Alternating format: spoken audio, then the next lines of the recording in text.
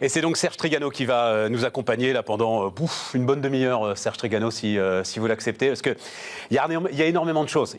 D'abord, il y a toute l'histoire du Club Méditerranée, d'une marque emblématique. Il y a l'histoire que vous avez reconstruite derrière avec Mama Shelter. Et forcément, on va parler ensemble de ce qui se passe autour de l'hôtellerie aujourd'hui, de la crise de l'hôtellerie, de la façon... Est-ce que vous savez que là, j'ai vu ça ce matin, là, Airbnb entre en bourse. Oui, absolument. Et j'aurais une petite question pour vous à un moment. Je me demande, j'y vais tout de suite à la limite, commençons par la fin. Je me demande si vous n'auriez pas pu inventer Airbnb en fait. Je fais partie, à mon avis, des centaines d'hôteliers qui rêvent d'avoir inventé Airbnb. C'est une idée de génie, honnêtement. C'est un truc remarquable. Je ne sais pas si nous, on aurait pu le faire. On était quand même dans nos codes un peu classiques. Il fallait être en rupture complète, comme ont été les gars qui ont fondé cette aventure. J'ai beaucoup de respect. Je les considère comme étant nos vrais concurrents. Oui, tout à fait. Je pense que c'est ils font pas le même métier que nous, ils apportent pas l'expérience comme nous, quoi qu'ils disent, mais c'est des vrais concurrents et c'est une formidable aventure. Ça va être valorisé 42 milliards de dollars. Plus que pratiquement toutes les grandes chaînes hôtelières mondiales. 42 milliards de dollars. Mais au moment où, allons-y, au moment où vous vous réinventez, parce que, démarrons par le commencement. Alors, le commencement, je fais tout. Voilà. Le commencement, c'est que vous écrivez un bouquin qui s'appelle Trigano Loves You. Voilà. Il fallait qu'il y ait amour forcément quelque part. Absolument. C'est ce qui lie toutes nos aventures. Et c'est quand même... Alors, moi, je le mets au cœur des années 70. En fait, c'est presque plus au cœur des années 60, la grande saga Club Med. Mais enfin, quand même, c'est cette période, on va dire, charnière, 65-70. Pour le coup, c'est une période où l'amour veut dire quelque chose, non ? Quand on essaye de lancer des business ou des choses comme ça. Oui, c'est une période de libération des mœurs. C'est une période où la guerre s'est terminée quelques années auparavant. Dans les années 60, elle a à peine 10 ans, 15 ans qu'elle s'est terminée. Donc c'est des gens qui ont été complètement frustrés, qui ont manqué de tout, d'amour, de nourriture, de sport, de vie. Voilà. Et donc l'idée de génie de Gilbert et de Gérard Blitz et Gilbert Trigano, c'est on va leur redonner de l'amour, on va leur redonner de la vie, on va redonner ça. Et ça a été un des creusets de la création du Club Méditerranée. Vivre enfin, mais alors ce qui s'appelle vivre face au soleil, à la mer, au vent, et rire, et chanter, et pêcher, et nager. Ça, c'est le très bel éditorial de Marcel Ansen, qui était un grand journaliste sportif qui a accompagné le club au début et qui a écrit ce texte que je trouve magnifique. Mais c'est de la littérature. Ah oui, mais il est sublime. C'est un poème. Hein. Ah oui. Vivre enfin, mais alors ce qui s'appelle vivre face au soleil, à la mer, au vent, et rire, et chanter, et pêcher, et nager. Et vous voyez, Serge, je voyais cette phrase. Et elle m'émeut encore, cette phrase-là, parce que je me dis, mais où est-ce que maintenant je peux faire ça ? À mon avis, il y a peu d'endroits. Et là, tout est dit. Enfin, dans ces quelques lignes, tout est dit. Tout est dit sur le concept, tout est dit sur le lieu de fête que représentaient les villages du club à l'époque et l'envie de nager, de fêter, de chanter, de manger. Et d'ailleurs, ça permet après d'avoir fait la campagne des verbes, boire, aimer, manger, qui faisait le succès du club méditerranéen. C'est quoi, je suis passé au travers de ça. C'est quoi la campagne des verbes ? J'ai pas vu la campagne des verbes. Vous vous rappelez, peut-être dans les années 70-80, on prenait tous les abribus de Co en hiver. Et il y avait des photos sublimes de Ben Simon et de toutes ces équipes extraordinaires. Et les verbes, c'était la campagne de verbes. Il y avait manger, aimer, dormir. Enfin, c'était d'une simplicité biblique et c'était extraordinaire. Et alors, c'est quoi pardon, hein, je pars sur ce terrain-là, mais voilà. C'est parce qu'aujourd'hui, on est trop gâtés, finalement. Et on ne se contenterait plus de vivre enfin, face au soleil, ou c'est parce qu'il y a de moins en moins d'endroits, ou alors il faut aller les chercher tellement loin qu'on n'arrive plus à vivre enfin face au soleil. Oui, ce qui veut dire qu'à mon avis, il y a la possibilité de réinventer ce concept et de le réimaginer dans le monde dans lequel on est aujourd'hui, avec à la fois le besoin qu'on a d'être connecté et en même temps l'envie qu'on a de se déconnecter. Et là, il y a sûrement de nouvelles réflexions sur lesquelles on va travailler. Il ne faut pas être connecté. Non, il ne faut peut-être pas se découvrir. On est d'accord. Un endroit comme ça, il n'y a pas face au soleil et au smartphone. Non, non, je suis d'accord avec vous. Ça ne marche plus, ça ne marche plus. Hein. Le club a inventé un lieu où la liberté, la lumière, la fraternité, la nonchalance et le rire priment sur le confort matériel. Oui. Et ça, c'est... Alors, mais forcément, c'était au sortir de la guerre qu'on pouvait faire un truc comme ça ? Parce que justement, c'est ce qui avait le plus manqué, peut-être. À chaque fois, vous mettez en avant la lumière. Hein. Et c'est vrai que les premiers villages qu'on voit, c'est Corfou, village de Tente, etc. C'est la lumière, c'est retrouver de la lumière. C'est la vraie lumière de la Méditerranée. C'est le vrai ciel de la Méditerranée, la vraie mer bleue méditerranéenne. C'est ça l'image du club. C'est des villages de paillotes, hein, des villages de cases. La première génération des villages du club, avec des sanitaires publics. On allait, moi je me lavais les dents, à côté vous vous rasiez, quelqu'un se lavait les pieds. Voilà. Et en même temps, c'était un lieu de fête inimaginable. Enfin, pratiquement, les gens dormaient pas. Ils faisaient la fête où ils faisaient l'amour toute la nuit, ils faisaient du sport. Et ça a été... C'était en même temps des lieux très écologiques, très proches de la nature. Il n'y avait pas de béton. Hein. L'idée des cases polynésiennes, c'est l'épouse de Gérard Bliss, qui était une Tahitienne, qui l'a importée. C'est comme ça qu'on est passé des tentes Trigano aux cases polynésiennes. Donc c'est elle qui a eu cette idée et qui a été une idée magique, parce qu'il y avait dans les cases quelque chose d'extraordinaire. Pas besoin d'air conditionné, quoi. Tout, il y avait l'air qui passait et qui faisait que vous étiez très très bien. Pourquoi est-ce qu'à un moment ça s'embourgeoise? Il est quand le virage? Le virage, il est dans les années 70. Le club commence à grandir. Nos clients célibataires se sont mariés, ont eu des enfants. On a eu l'idée de les accompagner. Mais ce qu'on avait essayé de faire, enfin en tout cas c'était ma stratégie, c'était à la fois de garder les villages de cases de la première génération, qui était à la fois la possibilité pour des gens d'accéder au club à des prix assez faciles d'accès. Et en même temps, on a évolué avec des choses plus modernes, avec les bateaux comme le Club Med 1 et le Club Med 2. Voilà. Ouais. Et donc on a essayé d'évoluer. Je pense que si on était resté uniquement au phénomène de village de cases, on aurait disparu complètement. L'idée de Jenny, ça a été d'accompagner le vieillissement de notre clientèle, d'aller les aider, encore une fois, quand ils se sont mariés, qu'ils ont eu des enfants, ils sont embourgeoisés. Oui, mais le risque à ce moment-là, c'est de faire l'histoire d'une génération finalement. C'est-à-dire, si vous accompagnez vos clients, à un moment, oui, vous finissez à faire des magnifiques EHPAD, mais... on commence à y réfléchir. Et je pense qu'il y a tout à faire dans ce monde-là. Mais bon, ça, c'est un autre tome du livre. Mais non, mais je crois que c'est plutôt bien. Encore une fois, on serait resté au village de Cazes, on serait mort il y a bien longtemps. Le fait d'avoir évolué et d'avoir gardé ces villages de Cazes, en tout cas, c'est ce qu'on avait fait avec Gilbert pendant de longues années, je crois que c'était un gage du succès. Et dans ces villages de cases, villages naturels, il y avait à la fois des gens qui allaient parce qu'ils n'avaient pas les moyens de se payer des villages plus chers, mais en même temps des gens qui avaient beaucoup de moyens et qui trouvaient que l'été, les 2-3 semaines d'été, ça devait être un retour à la nature. Et vous aviez dans les parkings de ces villages-là des BMW, des Mercedes, de gens dont on pouvait imaginer qu'ils pouvaient se payer de très bons hôtels. On va aller sur ce avec quoi vous démarrez d'ailleurs le bouquin, une trahison qui aura été la chance de ma vie. Mais quand vous regardez, je ne sais pas, est-ce que vous commentez aujourd'hui la stratégie du Club Med? Non, c'est fini. Février 97. L'histoire s'arrête à ce moment-là. L'histoire s'arrête à ce moment-là. Non, mais c'est formidable. Alors là, je veux qu'on passe un petit moment parce que ce que vous racontez là, au tout début du bouquin, c'est peut-être ce qui va arriver, ce qui est en train d'arriver à beaucoup de cadres.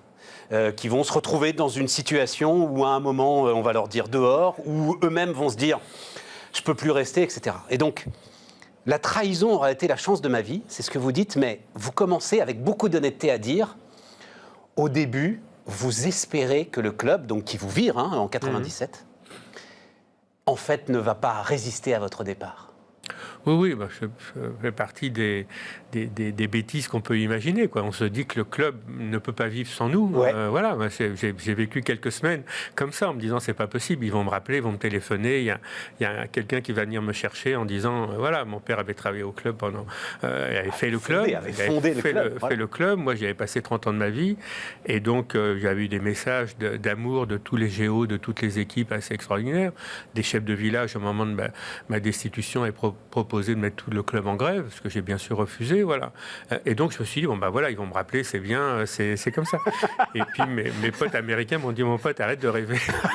La page est tournée, le club s'est terminé et pense à autre chose. Et c'est une leçon de vie que vous en tirez? Ah oui, c'est une belle leçon d'humilité, c'est une leçon de vie. Quand vous êtes président d'une boîte aussi emblématique que le Club Méditerranée, vous arrivez dans tous les pays, vous êtes traité quasiment comme un chef d'État. Vous ne savez pas ce que c'est que la police, l'immigration, la douane.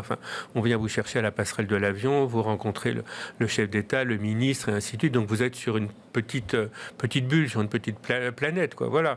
C'est un métier passionnant, avec des moments difficiles, mais extraordinaires.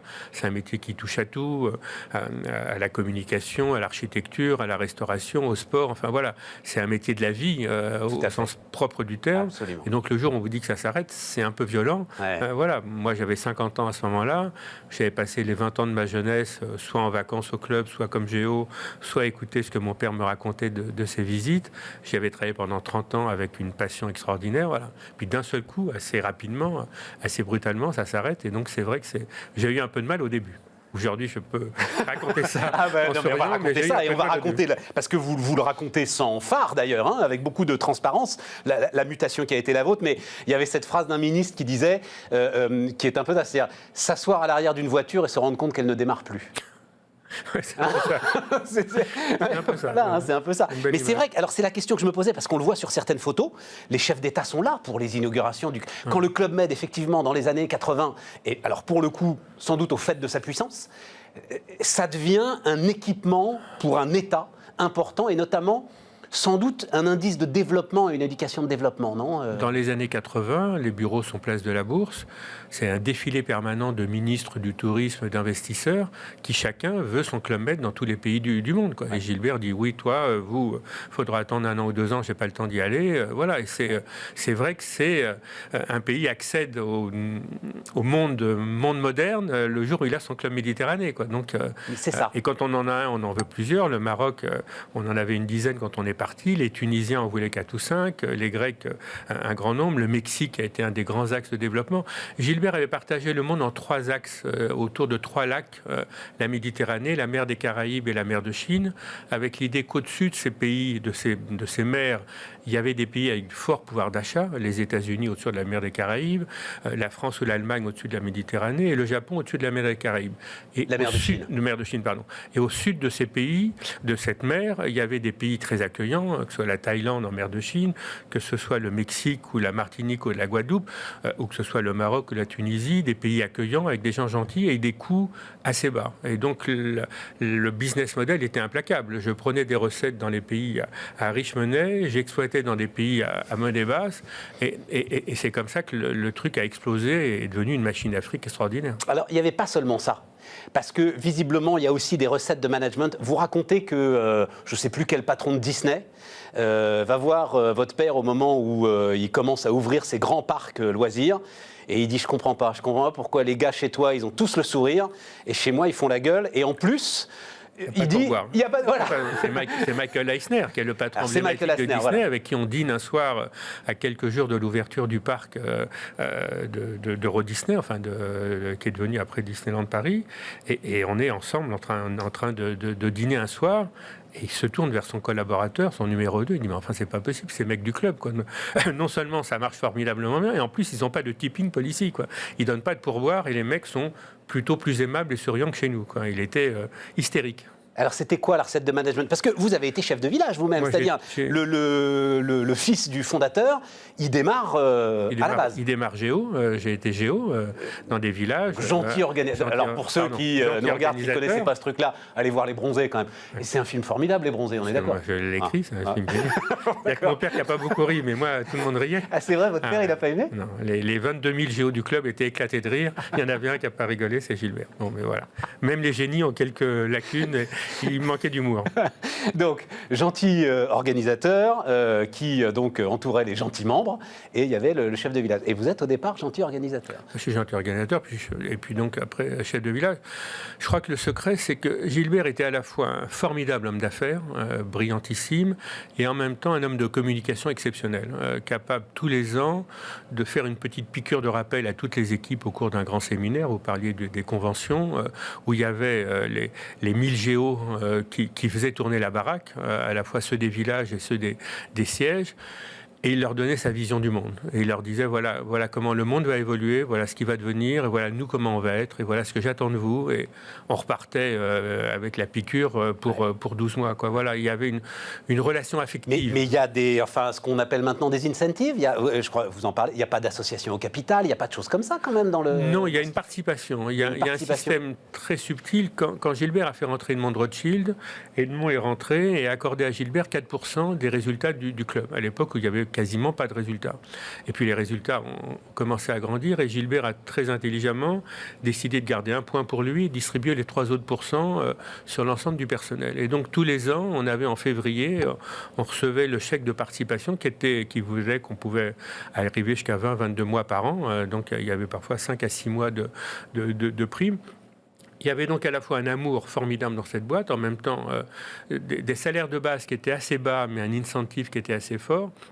Et donc toutes les motivations pour qu'à la fois on ait envie d'apporter du bonheur, de la gentillesse à nos GM, et en même temps pour qu'on soit motivé sur la partie économique. Et c'était aussi, vous le racontez, vous avez été chef de village, c'était aussi assez novateur dans l'idée, aujourd'hui on parle de business unit, mais en fait, quand vous étiez chef de village, fondamentalement, vous étiez à la tête d'une grosse PME, et vous étiez à l'autre bout du monde, et il fallait trouver les solutions. Il fallait se débrouiller. Il fallait se débrouiller. Ouais. Et les gens se débrouillaient. C'est ça, il n'y avait pas tout ce process qu'il peut y avoir dans beaucoup de chaînes hôtelières aujourd'hui. On en reparlera, c'est pourquoi d'ailleurs vous faites Mama Shelter à un moment. Non, allez-y les gars, faites confiance. Là aussi, l'idée de génie, c'était que pratiquement la grande partie économique, il n'y avait pas d'argent qui circulait dans les villages, puisque les seules dépenses qui pouvaient être faites étaient les dépenses au bar, qui étaient remplacées par des colliers bars. Ouais. Donc il n'y avait pas besoin de contrôle. Et donc le truc était assez simple. Les salaires étaient décidés du siège, les recettes étaient réalisées par le siège. Donc quand les gens venaient dans le village, le vrai métier de chef de village et DGO, c'était d'apporter du bonheur aux gens. Voilà. À partir d'un principe, alors un chef de village était porté sur la musique, il invitait ses copains musiciens. Un autre était un chef de village sportif, il invitait des gars. Enfin, chacun avait ça. Un autre était un peu alcoolo sur les bars et tous les soirs il saoulait la gueule au bar. Voilà. Et tout ça créait des phénomènes assez extraordinaires. Voilà. Bon, donc 97, traversée du désert, vous écrivez sentiment d'un ratage complet, pas un regard au passé. La seule question à se poser est qu'allons-nous faire maintenant ? Et alors, ça met un peu de temps. Juste un mot d'ailleurs, j'ai découvert l'autre Trigano en fait. Est-ce que vous savez qu'il y a une hype autour... Alors, donc, je ne savais pas, en fait, que c'était le frère de votre père, donc c'est votre oncle, hein, qui est la marque Trigano qui existe aujourd'hui, en fait, toujours. Il y a une petite hype depuis le déconfinement, vous savez ça, Serge ? Et ça vaut aujourd'hui pratiquement 2,5 milliards. Ça a pris 35% de bien, parce que, voilà, post-Covid, finalement, on retrouve et le camping-car, etc. Et tout. C'est pas mon oncle, hein. Ça a été repris par un autre, un monsieur qui s'appelle Feuillet, et c'est lui qui a développé cette marque. Mais quand vous allez voir, parce que vous allez voir votre oncle, vous avez une idée de tente radicalement moderne. C'est la marque Trigano telle qu'elle existe aujourd'hui. C'était autre chose. C'en est encore lui, André avait développé une marque qui s'appelle Campéole, qui était des villages de vacances, avec des tentes. Et donc l'idée, ça avait été de réimaginer le camping avec lui, avec Philippe Stark, et de réimaginer quelque chose. D'accord. Et c'est encore pas alors le Trigano qui aujourd'hui la marque Trigano marche très très fort. Ben oui, mais voilà, vous portez de l'immatériel. Absolument. Voilà, vous êtes désémantisé, comme on dit, hein, aujourd'hui. Il y a forcément une image d'évasion qui tourne autour de Trigano. Et en fait, ce qui est assez génial, et il faut qu'on parle de ça maintenant, c'est donc... j'ai cherché, je ne crois pas qu'il y ait... Alors, si l'un de vous qui regarde ça me donne l'exemple, je veux bien. On a des... Alors, ce qu'on dit sur le capitalisme familial, la première crée, la deuxième consolide, la troisième dilapide. Oui, comme vous dites. Alors des fois, ça va plus vite. Dès la deuxième, peut dilapider. Parfois, on voit des fils ou petits-fils réinventer la marque familiale. Mais alors, sortir et faire autre chose, je pense que, Gilbert, c'est unique. Je ne sais pas. C'est possible. C'est possible. Je crois que c'est unique. Et alors, vous le racontez, il se trouve que ça me permet de rendre hommage à un entrepreneur incroyable, dont le nom, je le découvre d'ailleurs, est aujourd'hui un peu oublié, qui m'a appris énormément de choses, qui s'appelle Jacques Borel. Jacques Borel, c'est aussi les années 70, c'est la restauration au-dessus des autoroutes. Et vous le voyez dans un voyage au Mexique, c'est ça, il essaye de placer des tickets restaurants. Il venait d'être dégagé de sa boîte, il avait été sorti de sa boîte. Lui aussi. Et je le vois tout seul avec sa petite valise, il était en train d'essayer de vendre, je crois, les chèques, des chèques de restauration, enfin la formule des chèques telle qu'il a développée en Europe. Et moi, c'est un truc qui m'avait beaucoup marqué. On était avec Gilbert, on était une douzaine de personnes, des cadres du club, ainsi de suite, d'espèces de tribus quoi, qui se déplacent. Et de voir un homme tout seul comme ça, qui avait été un grand patron, ça m'avait filé un petit choc. Quoi. Voilà. Je m'étais dit, à la fois, qu'est-ce qui peut m'arriver demain comme ça, puis en même temps, je m'étais dit, ça m'arrivera jamais. Le club, j'y suis pour... je vais mourir sur scène et je vais mourir au club. Voilà. Mais ça m'a aussi effectivement donné l'idée que dans les hôtels qu'on allait créer, il fallait qu'on s'occupe des gens qui sont seuls et qu'il n'y ait pas ce sentiment de l'ensemble de ces voyageurs professionnels. Moi, je l'ai été. Et dans ma vie de journaliste reporter, il y a de nombreuses années, j'ai exactement ce que vous avez décrit avec Jacques Borel, je l'ai vécu. Il y a des endroits, effectivement, où vous êtes seul au monde. On l'a tous vécu. Moi, quand j'ai quitté le club et que j'ai fait le tour pour essayer de trouver des investisseurs, avec ma petite valise, et vous attendez, que ce soit à Casa, à Paris ou ailleurs, le rendez-vous qui met du temps à arriver, vous êtes tout seul, vous, dans un restaurant qui est un lieu un peu triste quand vous êtes seul, sinon vous êtes dans votre chambre avec un plateau repas insipide et un regard à la télé. Il n'y avait pas Bismarck à l'époque, il n'y avait rien à regarder. Voilà. Rien à regarder. Voilà. Et donc, je me suis dit, là, il y a un angle d'attaque, et ça a été un des angles d'attaque de Mama Shelter, que les gens qui voyagent seuls se sentent considérés et pas mis un peu à l'écart et que ce soit pas trop triste. Et donc ça veut dire, mais juste à un moment quand même, parce que vous vous êtes fait rouler par le roi du Maroc, c'est ça On s'est fait un peu avoir par les Marocains. Vous faites toute l'étude pour un super village vacances, vous êtes sorti du Club Med, vous vous dites, mais ça c'est intéressant, parce qu'au départ, votre premier réflexe, c'est quand même de refaire la même chose. Le départ, c'est de se dire, ils nous ont dit qu'on était des nuls, on va quand même leur prouver qu'on n'est pas aussi nuls que ça. Et donc on va refaire un village de vacances encore mieux, et on va le faire dessiner par Philippe Stark et autres. Et donc, dans les pays avec lesquels on avait gardé de très bonnes relations, il y avait la Tunisie, le Maroc. Bon, il s'avère qu'on se retrouve au Maroc, on trouve un très beau site, voilà, et qu'au moment où on va commencer les travaux, après de longues attentes de permis, de trucs, de machin, le gouverneur de la province de Marrakech nous explique que le terrain, faut l'oublier et qu'il faut en trouver un autre. Voilà. Parce que le roi, il a trouvé que vous aviez finalement une bonne idée, voilà. Et peut-être qu'il a vu les études aussi. En plus, pour être honnête, on ne sait jamais si c'est vrai, si c'est le roi ou si c'est quelqu'un de l'entourage. Mais je n'ai pas cherché à savoir, l'histoire était terminée. Leçon, faut pas essayer de recommencer la même chose. Oui, et puis il faut être prêt à rebondir, quoi. Voilà, bon, on s'est dit, allez, on laisse tomber cette histoire-là, et c'est à ce moment-là qu'on a commencé à réfléchir au concept d'une hôtellerie de ville différente. Un de mes patrons emblématiques m'avait dit, ne creuse jamais dans un trou que tu as rebouché. Cette phrase, elle est... voilà. Et donc, vous faites le miroir, c'est-à-dire que Club Med, donc... on peut la reciter, vivre enfin, mais alors ce qui s'appelle vivre face au soleil, à la mer, au vent, et bien là on se retrouve en ville, dans les endroits en plus pas les plus marrants des villes, parce que il n'y a pas beaucoup de sous, donc il faut faire attention au foncier, dans des petites chambres. Oui, si vous voulez, ce qu'on s'est dit, on est au début des années 2000. Moi, j'ai donc quitté le club en 97. On a perdu un peu de temps sur le Maroc. On est au début des années 2000. L'analyse qu'on fait du métier, c'est qu'il est en train de changer. Ce qui avait fait la richesse du club Méditerranée dans les grandes années, c'était une époque où la famille était solide, la mer Méditerranée était une mer de paix, le soleil apportait que du bonheur, et les gens prenaient 3-4 semaines de vacances et ils se décidaient pratiquement en janvier-février. Bon. En l'an 2000, c'est fini. La famille est éclosée en vol. Un mariage sur deux se termine par un divorce, donc ça crée une nouvelle donne. On part plus 3 semaines en vacances, sinon quand on revient, on a perdu son job. La mer Méditerranée, malheureusement, est devenue une mer un peu plus difficile et un peu plus compliquée.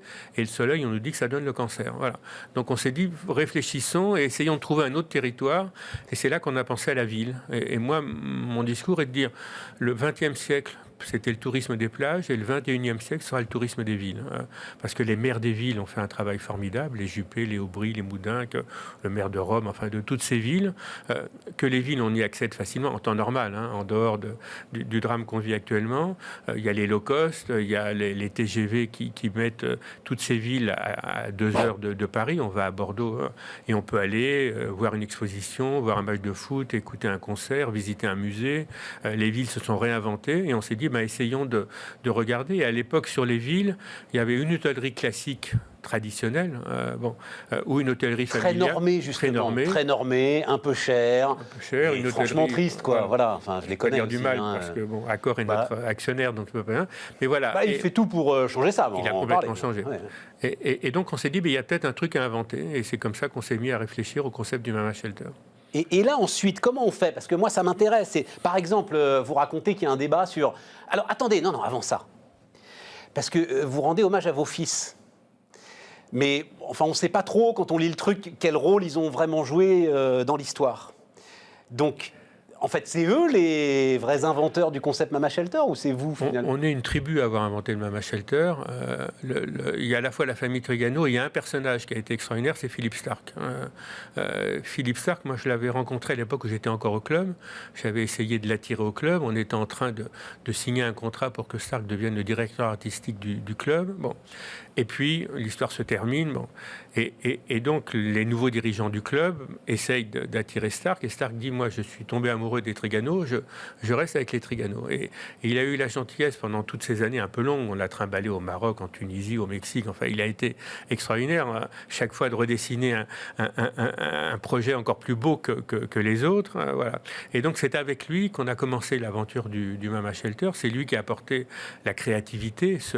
C'est lui qui a dessiné le premier Mama de la rue de Bagnolet et qui en a fait un lieu emblématique avec les graffitis sur les murs. Alors, les graffitis sur le mur, mais des chambres petites parce qu'il n'est pas question qu'on y reste? Oui, parce que c'est le concept du club du début, quoi. C'était un peu comme les cases. Il faut juste se laver et faire l'amour. Faire l'amour, absolument, ouais.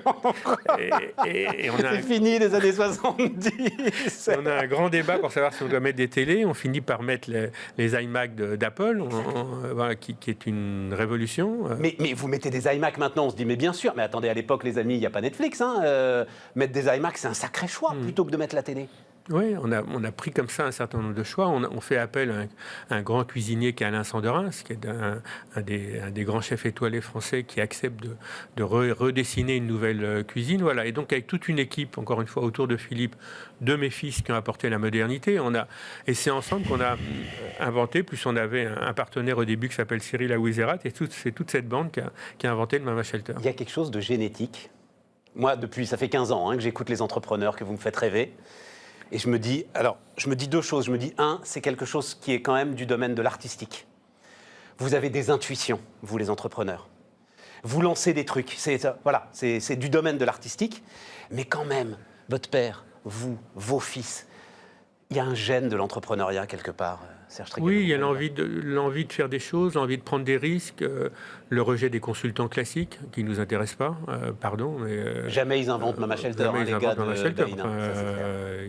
Le seul consultant qui a été interrogé par le banquier qui nous a fait confiance est un des grands consultants de la restauration dont je tairai le nom, et qui nous a dit, au mieux du mieux, vous ferez 40 couverts le samedi soir et le reste du temps, soyez fermés. En temps normal, on fait 700 à 800 couverts par jour, tous les jours de la semaine. Donc moi, depuis ce jour-là, les consultants, c'est pas mon truc. Et puis surtout, vous avez une expansion mondiale. On est présent un peu partout. On a aujourd'hui 13 mamas. Il y en a 7 qui vont ouvrir l'année prochaine et une vingtaine d'autres en négociation. Et donc c'est ça, parce que j'ai écrit Entreprendre la saga du bonheur. Oui, c'est un peu ça l'histoire. C'est ça. D'ailleurs, on avait hésité entre Marchand de bonheur et Trigano Loves You. Donc, c'est mieux Trigano Loves You. C'est mieux Trigano Loves You. C'est mieux Trigano Loves You. Mais à ce moment-là, quand même, il y a Accor qui vous donne le déclic. Vous leur rendez hommage.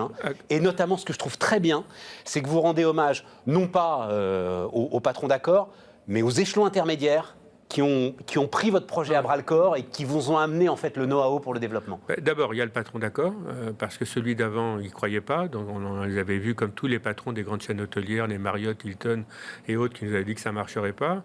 Donc Sébastien Bazin a cru dans le truc dès le départ et a eu envie de rajouter ça au portefeuille de marque de Mama Shelter. Il a été formidable parce qu'il a fait en sorte qu'on ne soit pas noyé dans la technostructure d'Accor. Et donc, c'est mon fils Jérémy qui gère l'affaire et il la gère de façon totalement autonome. Bien sûr, on les tient parfaitement au courant de ce qu'on fait. Voilà. Et il y a eu effectivement des tas d'hommes et de femmes après qui nous ont accompagnés dans le développement et dans la recherche du Mama. Serge Trigano, un mot autour de Sébastien Bazin, parce que évidemment formidable. C'est formidable parce qu'en fait, il a été investisseur. Et il sait qu'il faut acheter 20 tickets pour en avoir un gagnant. Voilà. Et c'est ça qui aide aussi à croire à des projets comme ça. Bon, il nous reste quelques minutes. Mama Shelter, c'est quand même, comme vous le dites, en partie le voyageur professionnel. Il va moins voyager, le voyageur professionnel. Alors, écoutez, c'est-à-dire le post-Covid, comment est-ce que vous le voyez ? il va sûrement voyager un peu moins, mais il va continuer à voyager. Il y a une étude qui est sortie il y a quelques jours sur les résultats du télétravail. Bon, et l'étude américaine, je crois, dit que le télétravail, c'est formidable pour la productivité des entreprises, c'est catastrophique pour la créativité. Il n'y a plus de créativité et c'est pas avec Zoom. Ce matin, il y avait un gars qui passait sur votre chaîne sur les applications. C'est pas Zoom qui fera revivre et inventer des choses nouvelles. Bon, on n'invente pas Mama Shelter. On n'invente pas Mama Shelter sur Zoom. Voilà. On a besoin de se retrouver autour d'une table. Voilà.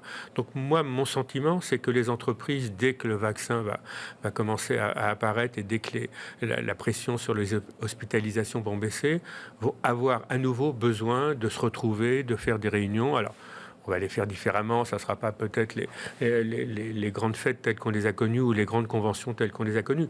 Mais il y a un formidable besoin de se reparler, de la pause café, de tout ce qui Donc fait ça va être une parenthèse. Ça va être une parenthèse. Ça va se refermer. Ça va se refermer. Après, quelle est l'échéance? Mon fils dit 2024, moi je dis 2021, 2022. Bon, mais on va retrouver des envies de voyager et des consommateurs classiques. Il n'y a qu'à voir, là, déjà pour Noël, comment les compagnies aériennes font face à un afflux de demandes, et pareil pour la SNCF. Donc, dès qu'on lâche un peu le truc, on a envie de repartir, on n'en peut plus de rester chez soi, de se faire la bouffe à la maison. Voilà, on a envie de repartir, de revoir des gens, de visiter et tout. Donc, moi, je reste profondément optimiste sur la suite de nos métiers. Jean-Paul Agon, il est venu, là, le patron de L'Oréal, et ils ont évidemment un petit sujet sur le rouge à lèvres, L'Oréal, puisqu'on est tous masqués. Et il dit, mais en fait, on va sortir de ça dans un feu d'artifice de rouge à lèvres. Il a Je savais on dit la même chose. Voilà. Et on ira faire l'amour comme des dingues dans les chambres d'hôtel de Mama Shelter. Voilà, c'est votre conviction forte. Hein. Voilà. Bon, je ne sais pas, un hôtelier qui vous regarde aujourd'hui. Faut tenir. Il faut tenir. Faut tenir. On va encore souffrir quelques mois. On ne sait même pas si on a le droit de réouvrir. Enfin, on peut ouvrir les hôtels, mais on n'a pas le droit d'ouvrir les restaurants. Enfin, donc c'est un peu compliqué. Et puis on sent qu'il y a une valse hésitation, quoi. On ouvre, on ferme. Londres, on était ouvert, refermé, réouvert. Je crois qu'aujourd'hui on va refermer à nouveau. Les États-Unis. Je comprends. Ouais. Non, mais c'est tout à fait compréhensible. Et c'est très facile de critiquer. D'abord, je trouve que l'État français a été formidable, globalement. Les banques ont été formidables. Il faut qu'on arrête faut qu'on compare un peu avec ce qui se passe à l'extérieur et dans d'autres pays. Enfin, moi, je trouve que ce qui a été fait, il y en a qui vont sûrement souffrir, il y en a peut-être qui vont disparaître, mais c'est rien par rapport à ce que ça aurait été si l'État n'avait pas pris les mesures qu'il a faites. Donc, merci. Voilà, espérons qu'on va en sortir et qu'en janvier, on pourra à nouveau refaire la fête. Et on va retrouver le soleil. Absolument. Voilà, on va retrouver le soleil. Vivre enfin, mais alors ce qui s'appelle vivre face au soleil, à la mer, au vent, et rire, et chanter, et pêcher. Ça vous a marqué, ça? Ah, je vous assure que ça m'a marqué. Ah ouais. Mais vous aussi, ça vous a marqué. Oui, c'est pour ça que je l'ai mis sur le livre. Ah mais non, mais je suis sûr que ça va marquer l'ensemble de ceux qui nous regardent. Merci beaucoup. Merci à vous, Stéphane.